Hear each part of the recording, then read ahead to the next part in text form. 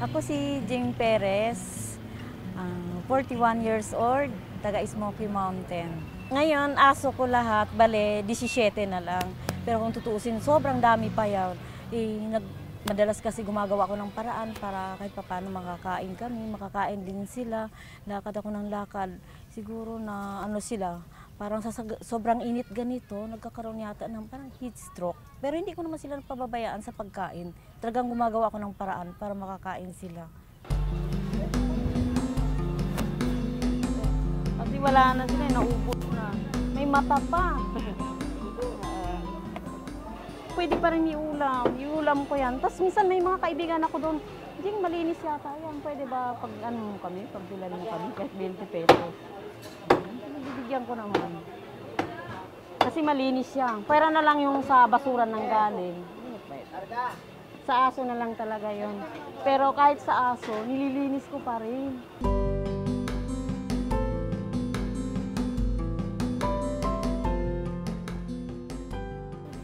Alam mo ba, minsan ang ginagawa kong pandesal, yung isang pandesal, hati-hatiin ko, pakain ko lang sila, ilalagay ko sa palad ko para hati-hati sila. Pag kulang kami sa bigas, ang ginagawa ko, lalagyan ko ng, yung pinagpakuluan ko sa ulam nila, nilalagyan ko ng bigas, parang lugaw na rin. Ayun, doon sila.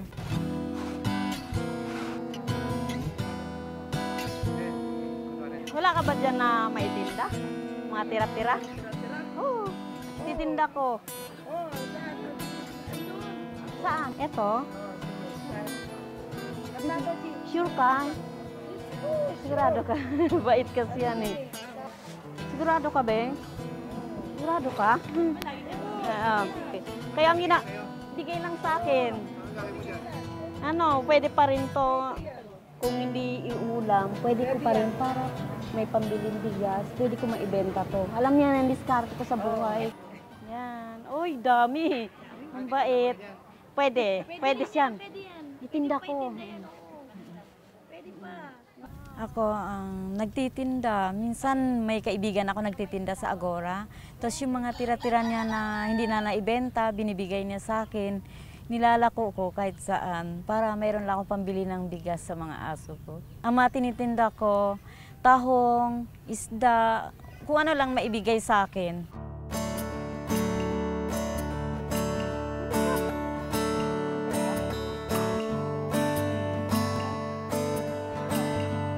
Kaya naikot-ikot ako. Len! Kaso hindi ka bibili nito eh, no? May tinda ako, be. Ulam na sila.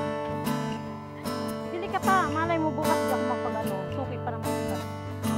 May isa. Magkano to? Ikaw, yung abot kaya mo lang talaga. Sa isang araw, kumikita ako 100 pesos. Hindi parehas. Minsan may 60, ganyan. Hindi talaga parehas. Kung magkano lang talaga naibigay sa akin yung para ibenta ko. Una-una ko naiisip sa mga aso ko. Yung 20 pesos, binibili ko sa kanilang dinuguan. Tapos, bigas yung 27, yun binibili ko para salo-salo kami lahat, pati mga aso ko. Pinipilit ko siyang pinagkasya. Yung ibang pera, tinatabi ko yon para kinabukasan, mayroon naman akong magamit. Hi, kumusta kayo? Dami pagkain natin. Hala, dami. Duday, mabagsak ka na, Duday. Bagsak na daming pagkain, hilaw pa yan. Magkano ka na ba? 45. Kasi yung dito, yung benching ko dito, isusukli ko. Wala akong panukli kanina. So, mabait naman sila. Kasi dito daw muna. Mamaya ako na ibigay. Tapos ito na lang yung mga natitira kong isda. Ito, pipiliin ko pa to, ilagay ko sa plato kasi mamaya sobrang dami naman. Kaya arrange ko muna, ilagay ko sa sa plato. Saka ko na ilalako.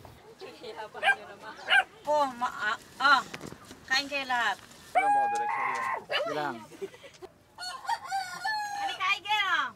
Ito si Duday, ito si Aiger, ito si Ganda, si Galis, tapos ito si Brown, ito naman si Taba, tapos ito si Tainga, si Titim, ang dami nila. Minsan ito yung Bibi Galis.